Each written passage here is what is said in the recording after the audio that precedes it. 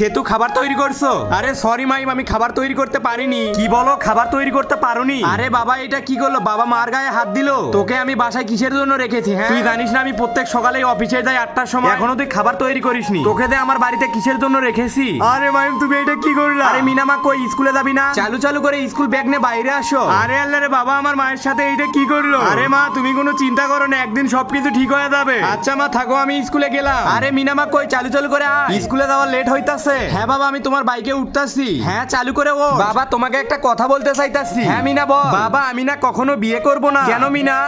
এরপর কি হলো সেইটা দেখার আগে নিচে সাদা কালার সাবস্ক্রাইব বাটনের উপর যে ক্লিক করবে, তাদের মা বাবা যেন অনেকদিন বেঁচে থাকে। আর যারা ভিডিওতে লাইক করে দিবে, তাদের মনের আশা যেন পূরণ হয়ে যায়, আমি দোয়া করে দিলাম। বাবা, আমিও যদি বিয়ে করি, আমার স্বামীও যদি আমাকে এইরকম করে মারে। আরে ঠিকই তো মিনা এটা কি বললো? মিনারও তো একদিন বিয়ে হবে। আরে সে তো আমাকে মাফ করে দাও, আমি তোমার গায়ে ভুল করে হাত দিয়েছি। আরে মাহিম, তুমি কোনো ভুল করোনি, আমি ভুল করছি।